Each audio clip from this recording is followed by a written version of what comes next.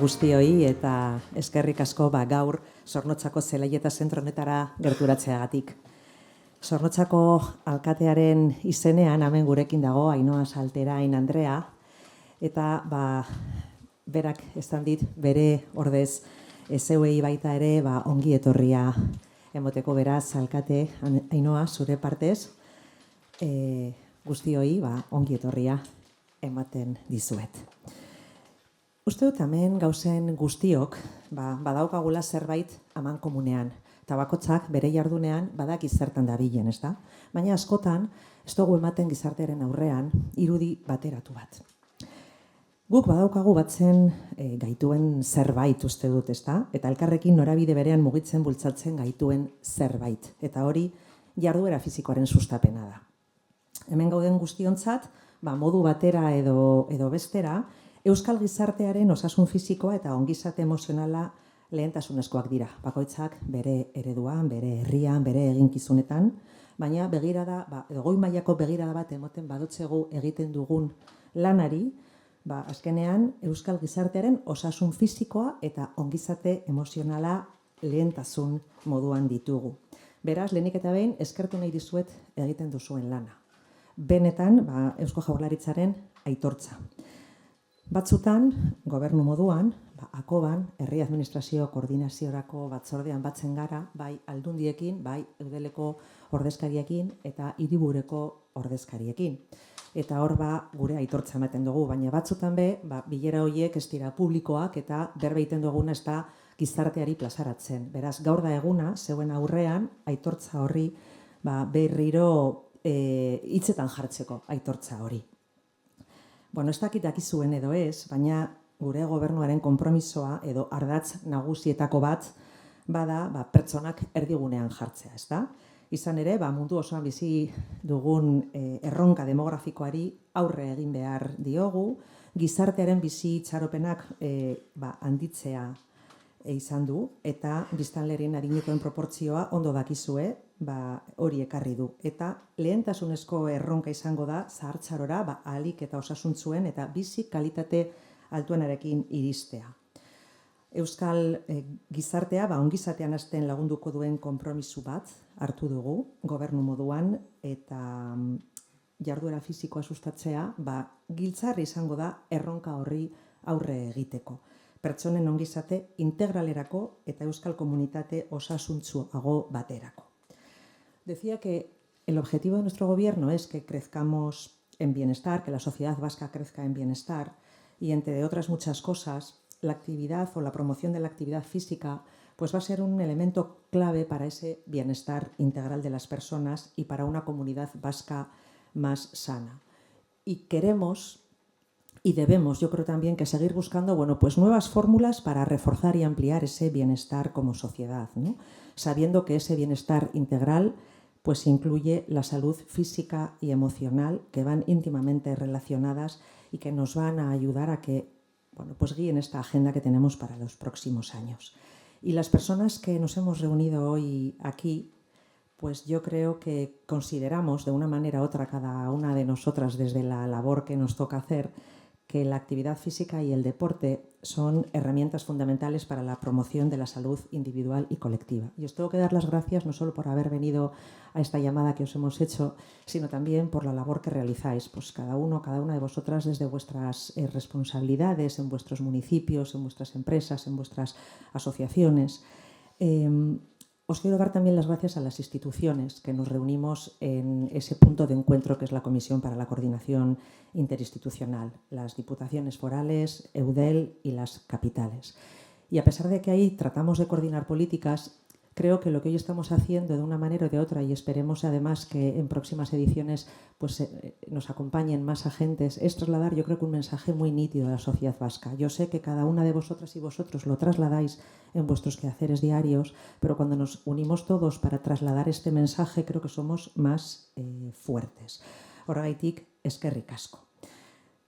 Si entre todos lo impulsamos, creo que vamos a poder trasladar a la sociedad que tenemos un ecosistema deportivo inclusivo, respetuoso con las actividades y competencias de cada institución. No se trata de pisar el callo a nadie o que nadie haga lo que no quiere hacer o lo que su ciudadanía o sector al que dirige su actividad no le pide, pero sí que seremos capaces de fomentar la cohesión social, la accesibilidad y ese desarrollo integral de las personas a las que a cada una de nosotras o nosotros nos toca servir. Beraz, erronka oso handia da, aldaketa soziala bilatu nahi dugulako ekintzarako aukerak zabalduz eta zuekin, eragile ezberdinekin, lankidetza sustatu. Zuek zaretelako, hiritarrekin, herriarekin, azken finean, harreman zuzena duzuenak. Pertsonak gertuen dituzuen erakunde eta agenteak zaretelako. Eta zuen partaidetza, erronka honetan, giltzarria izango delako. Zuen guztion eskutik, espero dugu, elkarlanean aldaketa sozial hori eustea, ezinbestekoak zaretelako. Y decía que si el objetivo es lograr un cambio social, o por lo menos impulsarlo y que ese cambio social sea real, ofreciendo más oportunidades de acción o creando sinergias o trabajando a veces de forma más coordinada, cada cual en el ámbito de sus competencias, es porque yo creo que sois y representáis el eslabón más cercano a la ciudadanía y, por tanto, a las personas, ¿no? Y si lo hacemos juntos podemos mandar un mensaje más potente y ese mensaje también puede llegar más y ser capaz de empezar ese aleteo para que el cambio se produzca. Ese cambio social real, esa acción en común, es el espíritu del programa Mugiment. Y hoy, bajo este marco, queremos invitaros a que participemos de esa mesa o punto de encuentro.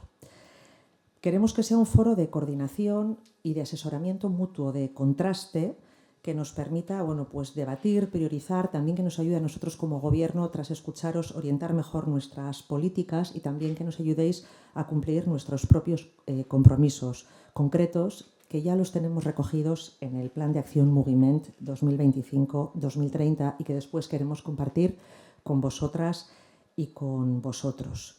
Un plan que lo hemos puesto en marcha porque es un compromiso del programa de gobierno y también porque la propia ley del deporte nos dice que alineados con las políticas mundiales adaptadas, en este caso al país en el que vivimos, lo tenemos que poner en marcha y hemos querido hacerlo. Y un plan también que creo que tiene novedades, después el equipo os trasladará cuáles son, en el que, tal y como hoy estáis aquí, también desde dentro hemos participado diferentes departamentos. Hoy estamos instituciones públicas y privadas, asociaciones deportivas, ayuntamientos, mancomunidades, cuadrillas, estáis federaciones, centros educativos, universidades, alguna entidad del tercer sector. En definitiva, todos los agentes comprometidos con la promoción de ese estilo de vida activo y saludable. Zein izango da Mugiment mahai honen helburua? Mugiment ekintza planaren edo planean proposatzen ditugun ekintzak modu alde batetik parte hartzailean koordinatzea, baita ere kontrastatzea eta lehenestea, Euskadiko erakunde eragileen artean lankidetza eta sinergia hobetuz eta jarduera fisikoaren sustapenearen inguruan konpromiso zehatzak eta neurgarriak ziurtatuz. Mugiment ekintza plana da beraz gure ardatza, gobernuaren ardatza eta bide orria, eta plan honen bidez konpromiso zehatzak hartu ditugu gobernutik. Eta behar badazuek baita ere, zuen erakundeetan konpromiso zehatzak dituzue, eta hoiek gurekin konpartitzera baita ere, gonbitea luzatzen dizuegu. Konpromiso eta ekintza hoien ebaluazioa edo kontrastea elkarrekin egiteko eraginkorragoak izateko. Helburua edo erronka da datozen 2 urteetan zehar elkarrekin lan egitea, modu koordinatu batean, banaka, gaitaldeka, zein gaur bezala talde osoan, segun eta zertarako, Mugiment ekintza plana garatzeko. Eta hala, eraldaketa soziala aurrera eraman eta jarduera fisikoa Euskadiko pertsona guztien bizitzetan txertatzeko. Horretarako, Mugiment ekintza planaren berri izan behar duzue. Eta hori izango da gaurko lehen batzar honetan helburu nagusia. Y ese plan que ahora os vamos a presentar, os lo decía antes, tiene, yo creo que algunos puntos fuertes o algunas novedades que quiero compartir con vosotras y vosotros. Sí que tiene una base legal y estratégica que creemos que es sólida, evidentemente, como os decía antes, parte de la Ley 2/2023, pero también está en coherencia con las políticas estatales, europeas e internacionales. Tiene también un enfoque integral e innovador. luego hay que materializarlo y de eso seguro que también vosotras y vosotros sabéis, ¿no? No se limita a la actividad física únicamente, sino que trata de integrar el sueño, el sedentarismo, como parte de ese enfoque 24 horas y también adopta el lema de personas activas o más personas activas para una Euskadi más sana. Trata también de recoger principios de derecho y equidad, que son, yo creo que, claros a lo largo de toda la vida, los derechos humanos, el universalismo, el que sea proporcional y el que tenga también participación comunitaria. Tiene un sistema de evaluación continuo y abierto, que es anual, con autoevaluación, un seguimiento técnico y también la posibilidad de eliminar compromisos que no son, eragincorras, que no inciden en lo que tiene que incidir y de incorporar nuevos porque, por contraste, pues han sido exitosos en otra comunidad, alguna de a las cuales vosotros pues servís, ¿no? Y además va a ser también transparente a través de una plataforma web. Presta una especial atención a los colectivos vulnerables, con políticas específicas para personas mayores, menores, mujeres, personas con discapacidad o personas en situación de vulnerabilidad. Es también coherente con múltiples ámbitos de la política pública y esto sí que es una novedad y quiero agradecer, pues especialmente a todos mis compañeros de gobierno que se han comprometido con acciones concretas en este plan. Habitualmente, pues las acciones compromiso para la actividad física y el deporte vienen siempre recogidas en lo que cada uno de nosotros desde nuestro departamento, área de acción, ponemos encima de la mesa y no sé si os pasa, pero nos cuesta más movilizar pues a los que llevan educación, a los que llevan salud, en nuestro caso es un departamento más potente, o incluso, ¿por qué no?, urbanismo, economía. Bueno, pues tengo que agradecer, y además hoy nos acompañan aquí representantes de otros departamentos, que hemos sido capaces de, pues que asuman algunos compromisos y que los integren en ese plan. Y por último, es un compromiso multisectorial o sistémico, ¿no?, que lo impulsamos desde el departamento, que tiene la competencia en este caso en deporte, pero es una invitación abierta a todos los agentes institucionales, sociales y locales implicados. Y por eso hacemos esta reunión. Beraz, parte hartzea eta gobernantza partekatua, izan nahi dugu, eta naiz eta gure departamentutik bultzatu, azkenean eskumena gurean dagoelako, eragile sozial eta instituzional guztiei parte hartzeko gonbitea baita ere luzatzen dizuegu eta horregatik gaurko bilera. Eta orain, nire sarrera bukatutzat emango nuke, eta jarduera fizikoan eta kirolaren zuzendaritzako kideei emango diet hitza, beraz mugiment ekintza planaren xehetasunak azaltzeko. Eskerrik asko.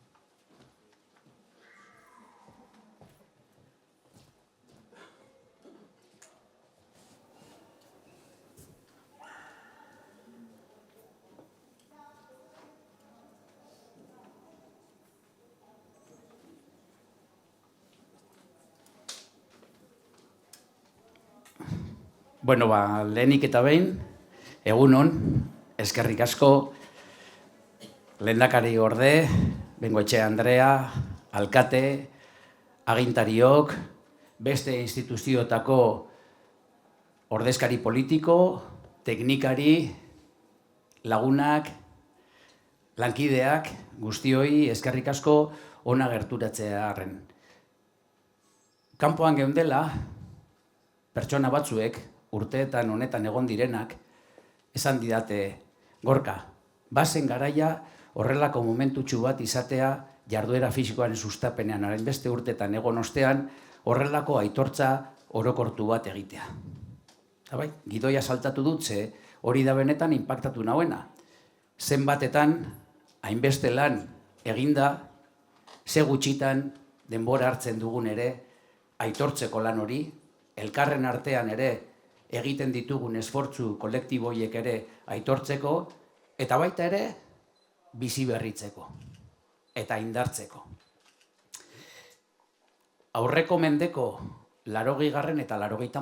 hamarkadan, bereziki Estatu Batuan eta Kanadan, lehenengo evidentzia zientifikoek egiaztatu zutenetik sedentarismoaren kaltea eta jarduera fisikoaren onurak, pasa dira dozenaka urte, eta konturatu ginen zerbait egin behar genuela jarrera aktiboak sustatzeko eta jarrera sedentarioak saihesteko. Eta gauzak egia da, asko aldatu zaizkigu, baina oraindik uste dugu badaukagula bidea handia egiteko. Inork ez du jada zalantzan jartzen jarrera aktiboak osasunaren onura integralean duen eragin positiboaz. Zorionez, jada urrats hori gaindituta daukagu. Baina ez pentsa. Naizta oraindik ere, jendeak jakin jarduera fisikoa osasungarria dela eta positiboa dela bere osasun integralerako, batzuetan pertsona askok oztopoak dituzte, ez dakite zer, ez dakite nola, ez dakite norekin, oztopo psikosozialak izaten dituzte, batzutan, gezurra badirudi ere, ez dira ausartzen, urratsoiek ematera. Eta ez gaitezen ere, pixkat, ez gaitezen inozoak izan, bizi ohiturak aldatzea ez da bat ere erreza. Ez da bat ere erreza. Pertsona guztien ohiturak behin txikitan eta nerabezaroan garatu egiten ez direnean, heldutasunean aldatzea oso zaila da. Eta horretan ere, evidentzia zientifikoak asko erakutsi aldigu. Venimos de unos cambios legislativos que han ido favoreciendo las políticas de acción para la promoción de la actividad física, qué duda cabe. Si recordáis, desde aquella primera ley del 88, pasando por la del 98 hasta esta actual del año 2003, se ha modificado hasta el nombre, la Ley de Actividad Física y Deporte. Y como suelo repetir, lo que se nombra existe. Y por tanto, legislativamente también se ha producido un salto cualitativo.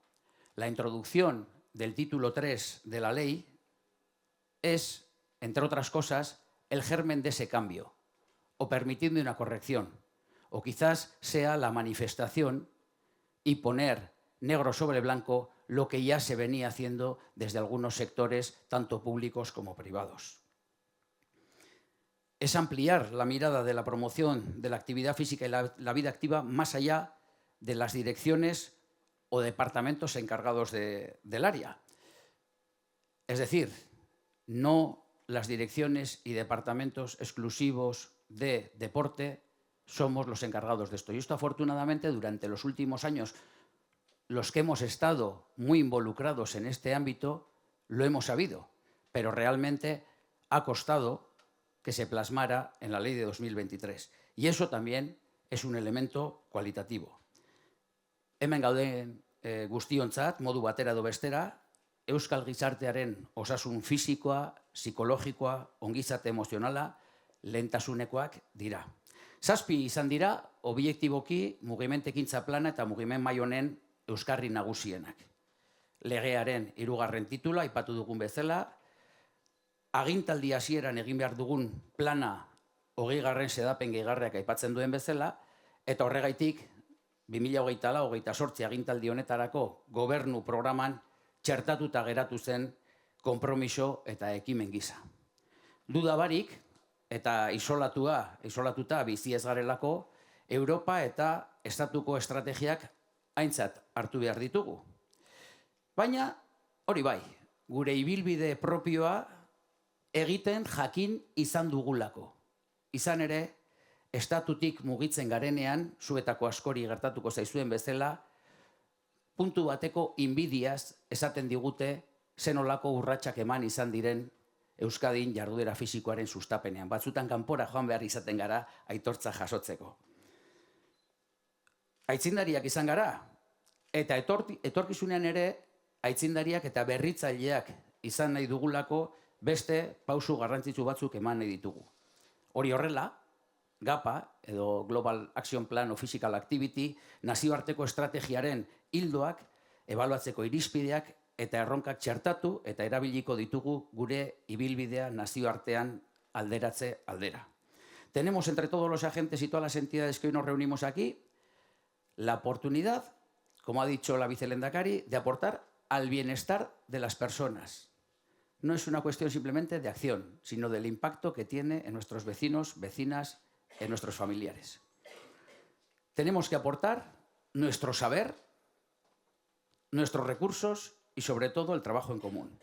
Como novedades, nos gustaría destacar el primer gran cambio, habiendo conseguido que el resto de los departamentos del Gobierno aporten la mirada respecto a la promoción de actividad física.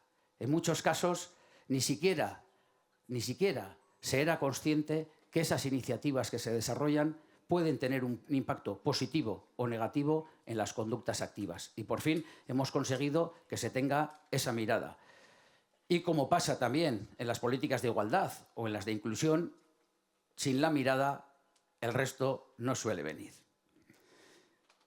Por otro lado, tenemos la herramienta para aglutinar todas esas iniciativas, que de manera voluntaria, todos los que estáis aquí, todas las que estáis aquí, vais a poder contribuir para que podamos hacer una gran monitorización, un gran mapeo de todo lo que se hace. Y con el análisis y la monitorización de todas esas iniciativas y compromisos que se hacen, podremos además establecer la evaluación correcta y volver a intentar acertar en las políticas a futuro. Hala ere, eta gauza guztien gainetik, zuek guztiok eta zuen lana aitortzeko ere bagaude gaurkoan. Benetan esaten dizuegu, urte asko pasa dituzue, batzuetan bakardade isil batean, hau aurrera atera nahian. Eta zuentzako ere da gaur eguneko aitortza hau. Lerrokatu ditzagun estrategiak, metatu ditzagun indarrak, batu ditzagun gure ahalmen eta baliabideak, eta geldi ezinak izango gara gure gizarte eraikuntzan eta eraldaketan. Eta mezu hauek, zuek ere, bestelako mezu batzu behar dituzuelako, orain paso emango diogu gure teknikariei beraiek ere azaldu ditzaten plan honek izan dituen berrikuntzak, izango dituen metodologiak, eta hemendik aurrera ere zer nola arituko garen zuok eta guztion artean esan ditugun bestela gure erronkak lortzeko. Beste barik eskerrik asko.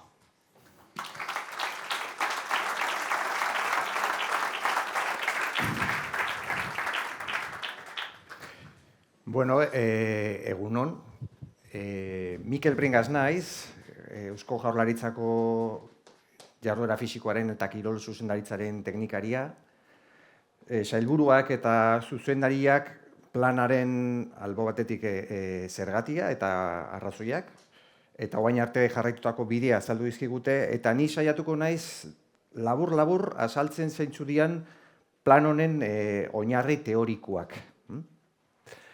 Bueno, gogoratu, eztabaidarako dokumentu honen azkenengo bertsiora joateko, erabil dezakezuela azalian erakusten den QR kode hori edo esteka hori.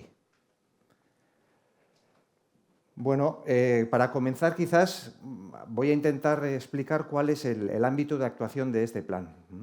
La consejera ya lo ha mencionado, pero quizás, bueno, para que quede más claro, si bien la prioridad del plan es la promoción de la actividad física, vamos a intentar que se tenga en cuenta también lo que se viene a conocer como las conductas de movimiento de 24 horas del día, algo que en otros países con políticas avanzadas en la promoción de la actividad física ya se viene realizando.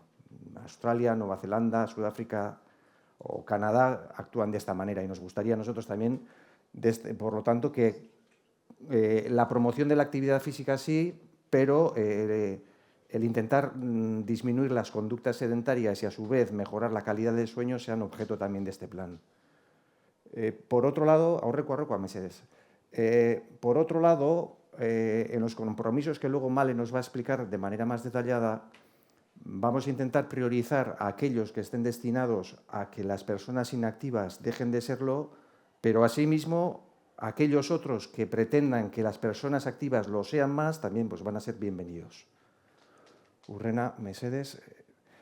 Leloari dagokionez, bai osasun mundu erakundeak zehaztutakoa, More Active People for a Healthy World, eta gero bestalde osasun planak zehazten duen leloak bilak aintzat hartu ditugu, eta modu horretan plan honetarako proposatzen den leloa da, hemen ikusten dizutena, ez? Pertsona aktibo gehiago, Euskadi osasuntsuago baterako. Urrena, en lo referido a la misión, visión y principios rectores del plan, simplemente, bueno, hemos actuado del mismo modo y simplemente lo que se hace es recoger lo que está propuesto por la Organización Mundial de la Salud, que es lo que estáis viendo en la parte derecha, pues en la parte izquierda sería lo propio del plan, pero insisto, es simplemente una réplica de lo ya propuesto por la OMS. Urrena, arau esparruari dagokionez, bueno, nik uste hauek izan beharko lirateke aintzat hartu beharreko erreferentzi nagusiak, ez? Jarduera fisikoaren legea, osasun publikoaren legea, osasun plana, sano estrategia, plan onkologikoa, hezkuntza legea, mugikortasun jasangarriaren legea, berdintasun estrategia, lan arloko prebentzio, lan arriskuen arloko hainbat dokumentu, eta bukatzeko plana legebiltzarrera joan zanean, egun horretan bertan onartu zian hainbat ebazpen ere aintzat hartu behar ditugu. En cuanto a la situación actual en que nos encontramos en Euskadi, en el documento que os hemos adelantado veréis que hay unos cuantos datos que de alguna manera, bueno, pues nos pueden hacer una idea de cómo nos encontramos. Son datos que se derivan de esos estudios que se citan en esta imagen, pero sí me gustaría, bueno, pues de alguna manera hacer una llamada de atención a que tomemos estos datos siempre con cautela, porque la mayoría de estos datos siempre derivan de encuestas que tienen un margen de error muy amplio.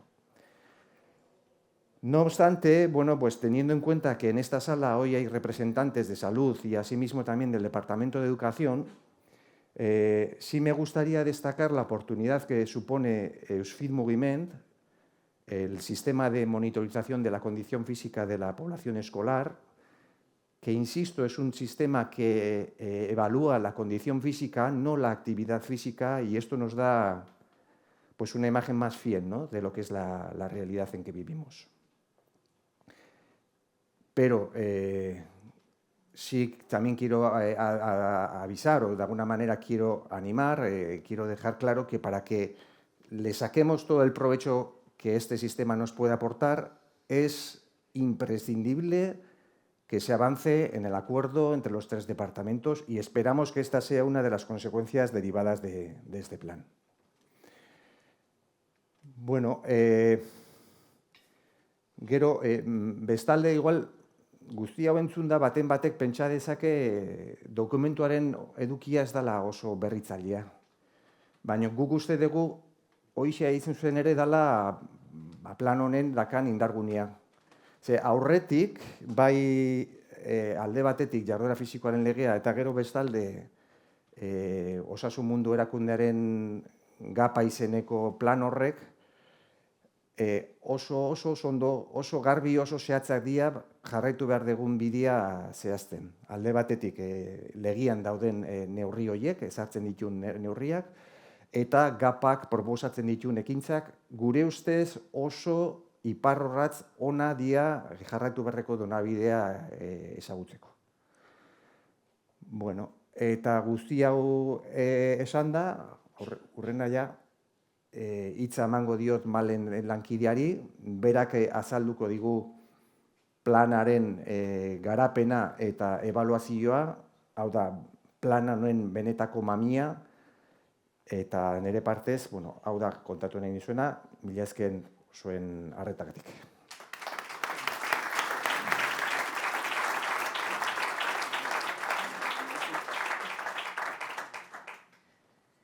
Eskerrik asko, Mikel. Kaixo, lehenik eta behin egunon guztioi, eta mila esker gaur Mugiment Ekintza Planaren aurkezpenera etortzeko tarte bat hartu duzuen guztioi. Mikelek aurkeztu bezala, ni Malen Ruidazua naiz, Mugiment Ekintza Planeko idazkaritza teknikoko kidea. Bueno, habéis sido invitadas a la reunión de hoy porque os hemos identificado como un agente muy importante para el desarrollo de este plan y porque creemos que podéis hacer una valiosa contribución en la promoción de la actividad física desde el ámbito que os corresponde. El plan que se va a desarrollar no va a ser un documento cerrado, pretende ser un plan dinámico y para ello se ha desarrollado un buscador de compromisos, el cual aúna diferentes acciones orientadas a promocionar la actividad física. Egia da, planaren alderdi garrantzitsuena konpromisoen bilatzaile honetan oinarritzen dela, baina hala ere planaren oinarriak idatzizko dokumentu batean zehaztu dira. Dokumentu hori Mikelek erakutsi duen QR kode horretan dagoena da, eta publikoa den dokumentu hau eztabaidarako dokumentua da. Hortaz, hobekuntza proposamenak mugiment@mugiment.eus helbidera bidali behar dira, aldatu nahi den testua adierazita. Eta horretarako, hilabete bateko epea egongo da. Mugiment plana, aurrekoa, mugiment ekintza plana berari dagokionez, mugiment ekintza plan hau, jarduera fisikoaren sustapenean parte hartzen duten eragile eta administrazio guztien arteko elkarlanaren emaitza izatea nahi dugu. Eta horregaitik, gonbidapena irekia da. Gonbidatzen ditu jarduera fisikoaren sustapenean diharduten erakunde guztiak planean parte hartzera eta beraien konpromisoak planean txertatzera. Eta hori izango da, hain zuzen, mugiment ekintza planaren bihotza. El contenido principal del plan estará constituido por los compromisos que asuman las instituciones y estos compromisos estarán disponibles en el buscador de compromisos que se ha desarrollado y que se ha incorporado en la página web de Mugiment. Mugiment ekintza planaren garapenerako lan egutegi bat zehaztu da eta ondorengo urrats garrantzitsuenak biltzen ditu.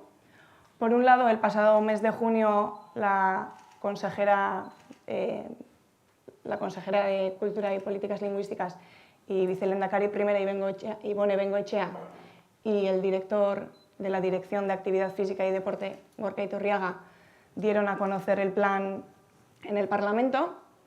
Ondoren, irailean, mugiment ekintza planaren idatzizko dokumentuaren 05 bertsioa garatu zen eta kultura saileko konpromisoak zehaztu ziren. La semana pasada se publicó el buscador de compromisos en la página web de Mugiment. Gaur mugiment ekintza planaren aurkezpen ekitaldian gaude y a partir de ahora, pues por un lado, como os he dicho, tendremos un mes de plazo para recibir propuestas de mejora del documento escrito y una vez recibidas las aportaciones se realizará una evaluación externa y después de esta evaluación externa pasaríamos a la publicación del documento definitivo del plan. Y a su vez, paralelamente, empezaremos a realizar reuniones individuales con los promotores del plan y empezaremos a recoger e incorporar los compromisos que se vayan adquiriendo pues, en el buscador de compromisos. Eta amaitzeko, urtero aipatu den bezala, mugiment ekintza planaren ebaluazioa egingo da eta ebaluazio honen emaitzak publikoki aurkeztuko dira urtero. Kronograman ikusi ahal izan den bezala, ilara berde luze bat agertzen zen, eta horrek esan nahi du planaren alderdirik garrantzitsuena bertan zentratzen dela. Aipatu dugu, baina esan bezala plana irekia da, eta esan dugun bezala, jarduera fisikoaren sustapenean konpromisoak hartu nahi dituen erakunde orok parte hartu dezake. Konpromisoak edozein momentutan hartu ahal izango dira, eta sustatzaile berriak ere edozein momentutan batu ahal izango dira planera. Eta konpromiso motei dagokionez, garbi, ja dagoeneko aipatu dugu, baina konpromisoak dira jarduera fisikoa sustatzera bideratuta daudenak, eta lehen etxiko dira inaktiboak diren pertsonak, aktibo bihurtzeko neurriak, eta horrez gain, ongietorriak izango dira, baita ere, aktiboak diren pertsonak, aktiboago bihurtzen lagunduko dituztenak. Cada promotor podrá adquirir tantos compromisos como desee y en cuanto al plazo de ejecución de estos compromisos, será cada promotor quien decida el plazo de estos compromisos. Podrán ser de 1 año, de 2 o el que se determine.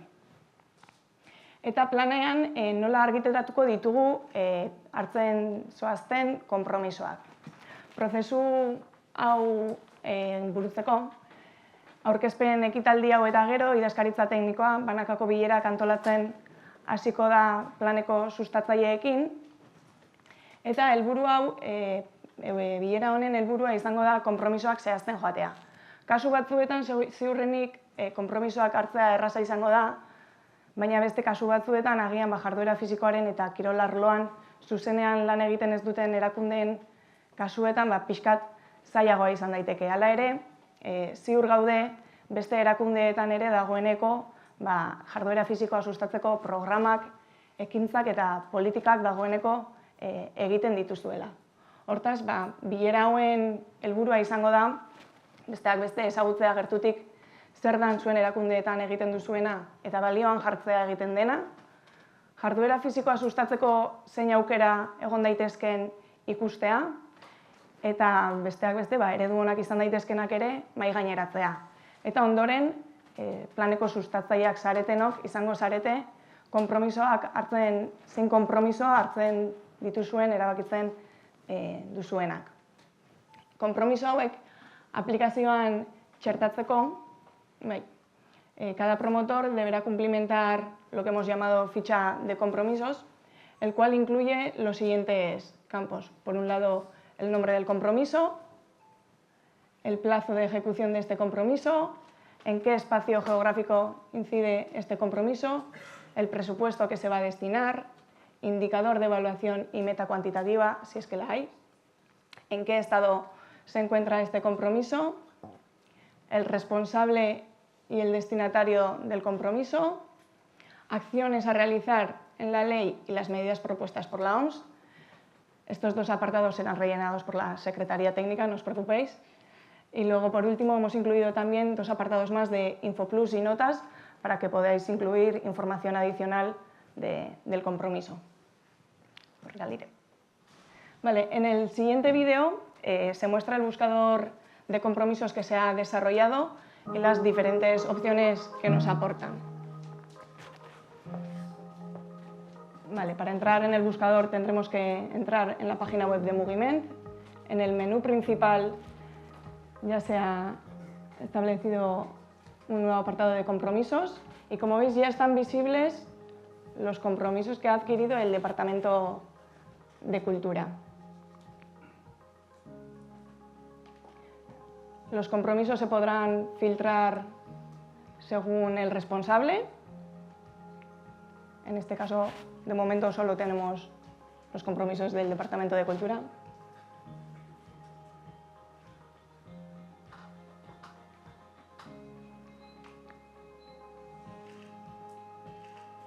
Esta herramienta también nos ofrece la opción de filtrar los compromisos según el destinatario, si están dirigidos a menores, si están dirigidos a personas mayores, personas con discapacidad, personas inactivas, mujeres.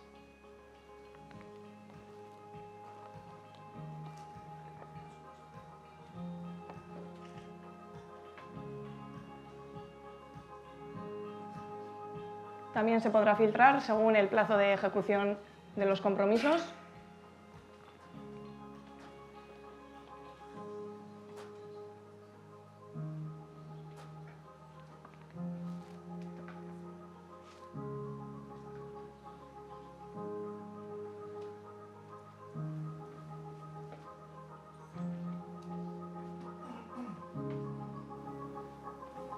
Y también podremos filtrar según el estado en el que se encuentra el compromiso. Si ya está en marcha, si no está en marcha, si se ha cumplido, si no se ha cumplido o si está parcialmente cumplido.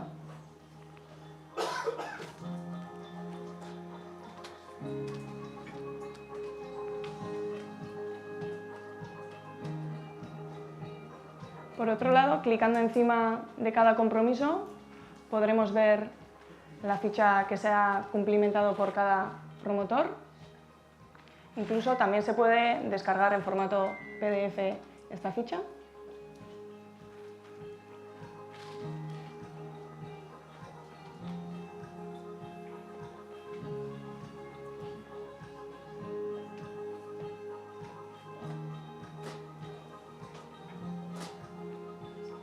Y por último, también nos ofrece esta herramienta la opción de descargar todos los compromisos, tanto en formato Excel como en formato CSV, para poder hacer diferentes evaluaciones.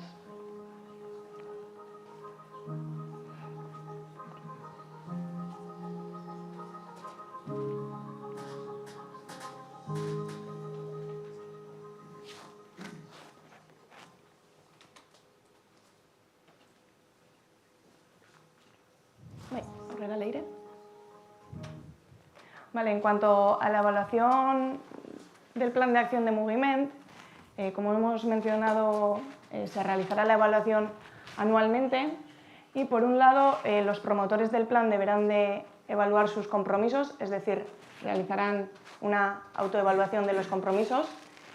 Si el compromiso no ha alcanzado todavía el plazo de ejecución, deberán especificar si el compromiso está en curso o si no se ha iniciado, y en caso de que el compromiso haya superado el plazo de ejecución, se deberán de especificar si ese compromiso se ha cumplido, si se ha cumplido parcialmente o si no se ha cumplido. Y por otro lado, la Secretaría Técnica irá recopilando toda esta información y analizará los resultados desde dos perspectivas.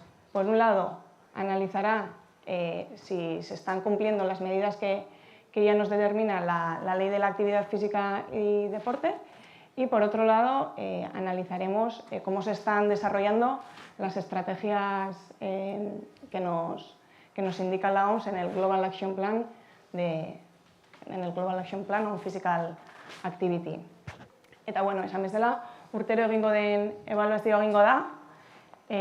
Mugiment idazkaritza teknikotik eskatuko dizuegu urtero zuen konpromisoen autoebaluazioa egitea, eta ondoren ebaluazio honen emaitzak aurkezpen publiko batean aurkeztuko dira.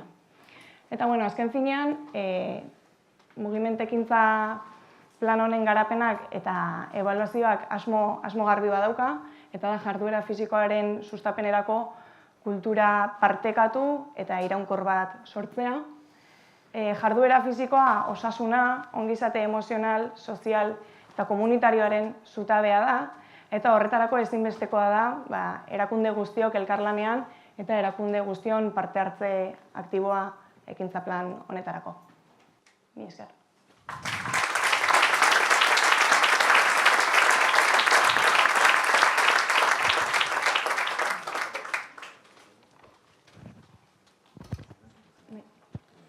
Bueno, pixka laburbilduz ikaratu barik, gure idazkaritza teknikoa beti izango duzue prest, hau da, egia da, zuen aldetik voluntariotza bat eskatzen du, baina gure idazkaritza teknikoak eta gure zerbitzu teknikoek ere beti egongo dira prest zuei laguntzeko, betetzen gu lehendabiziko lana eta espaditugu gauza guztiak egin ja gure departamentuak hartu dituzte konpromiso horiek, baina lagunduko diegu banan-banan konpromiso horiek txartatu ditzaten, jarri dizaiegun ere zer nolako epeak dauzkaten da, eta horretarako ere gure laguntza izango duzue. Eta gainontzeko guztientzako ere, badakigu ohituta zaudetela egitera, berez, eta badakit ere norberak badituela bere autoebaluazioak, eta hau voluntaria da, baina honek emango digu benetan gure herri osoko argazki finko bat. Eta horrek lagunduko digu ere etorkizunean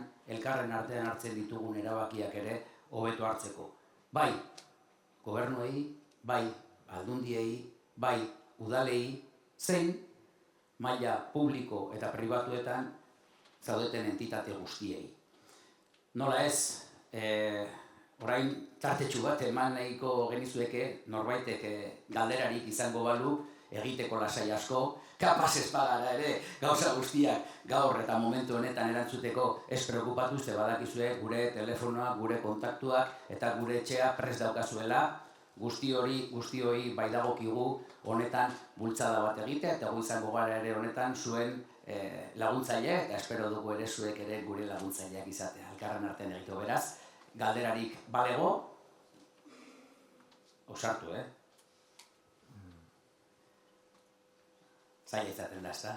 Horrelako batean galderarik egitea, baina baldin badaukazue, edozein kasutan, ez badago galderarik orain, kafetxu bat badaukagu tartea pixka bat ere gertutasunetik hitz egiteko, eta uste dugu ere badela momentu egokia geratu daitezken eta edo geratu izan diren dudak egiteko. Eta nik uste dut itxiera tarteare baduguela, hasi que gu ere hemendik erretiratuko gara, eta itxiera, zer? Hemen garatzen gara, bale, aldoz. Bueno, hemen batzutan gidoia ere aldatu beharra izaten da, eta malgutasun hori egon behar da. Eskerrik asko, lehendakari hori. Eskerrik asko zuei, badakit behar da, igual egitura ez dela egokiena galderak egiteko, baina Gorkak esan duen bezala oen kafe bat hartuko dugu eta bertan gauzka partekatzeko, ezta? Baina zerekin bukatu nahi dut. Bueno, nik uste dut herri honetan gauza asko egiten direla eta zehazki gaur ona ekarri digun gaiaren inguruan gauza asko egiten dituzuela eta gobernuak bakarrik ez dituela egiten. Guk gure kabuz konpromisoa hartu dugu eta aplikatibo horretan egiten ditugun gauzak jarriko ditugu, ez bakarrik gure autoboserako eta gure hiritarren ezagutzarako. Baita ere, kontrasterako, ze gauza batzuk igual egiten ditugu, horrelako ekimen bat martxan jartzen dugu, ez da eraginkorra, eta hor jarriko dugu, ez dugu bete, ez dalako eraginkorra, eta beste norbaitentzat mezu bat izan daiteke. Baina gu bakarrik ez dugu gana egiten. Lehen esan dudan moduan, zuek zauzie, hiritarren alboan. Eta gu baino hobe ezagutzen duzue eskutartean zer duzuten.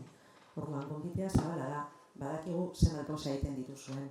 Gauza guztiak ez dira jarri behar bakoitzak nahi dituenak, baina beste batzuentzat baita ere interesgarria izan daiteke. Eta bigarrenez, herri aurreratu bat garela adieraziko dugulako baita ere, eta askotan, ze hori jakinarazi diguzu eta guri baita ere pasatzen zaigu, gure edukiak leku batean izkutatuta gelditzen direla, antza hori ematen du, ezta? Eta indarrak batuz, jarduera fisikoaren nagusitasuna eta ezinbestekotasuna baita ere, guztion artean adieraziko dugu. Decía que ahora podemos charlar tomando un café de por qué nos hemos metido en esta iniciativa, ¿no? Más allá de aprobar un plan, y por qué hemos asumido ese compromiso de publicarlo. Primero porque los planes son para que sean cambiados y para que se adapten a las circunstancias y por tanto pues los vamos a publicar porque igual ponemos en marcha una acción que decimos ahí que no la acabamos y en las notas ponemos que es porque no ha surtido efecto por esta y esta razón y eso le sirve a alguien de inspiración. En segundo lugar porque yo creo que en este país se hacen muchas cosas pero no las hace el gobierno, las hacemos entre todas y entre todos y quienes estéis más cerca de las personas y hacer que alguien que no se mueve se mueva o que alguien que se mueve algo se mueva más, tiene que ver con una relación muy directa con esa persona en la que pretendes influir y quienes mejor les conocéis sois vosotras y vosotros. Y pensamos que esta invitación a que incorporéis ahí los compromisos que queráis, no tienen que ser todos los que asumís, o sí, cada uno los que quiera, yo creo que ayuda primero a otras entidades a tener un contraste y a saber qué está haciendo pues, el que está unos kilómetros más allá y en qué le ha ido bien, incluso pues les voy a llamar, no sabía que habían puesto esto en marcha y hace que las políticas sean más eficientes. Y en tercer lugar porque da una imagen del país que somos, que es un país avanzado en el que desde todos los niveles institucionales, pero también desde los sectores asociativos y desde las empresas privadas se aporta a ese bienestar integral y porque a la vez es un mensaje de que todos juntos lo mandamos a esa sociedad en la que pretendemos incidir con nuestra actividad diaria. Como se ha dicho aquí, habéis sido los elegidos y las elegidas, probablemente hay más, pero estáis aquí por el compromiso que habéis demostrado hasta la fecha. Y solamente quiero invitaros a que nos ayudéis a seguir generando compromiso y hacer que ese compromiso sea más grande. Eskerrik asko eta goazen ez dakit kafe hartuko dugun edo ez. Edo apurtutakoa atontzera, baina bueno, goazen ikustera, eskerrik asko.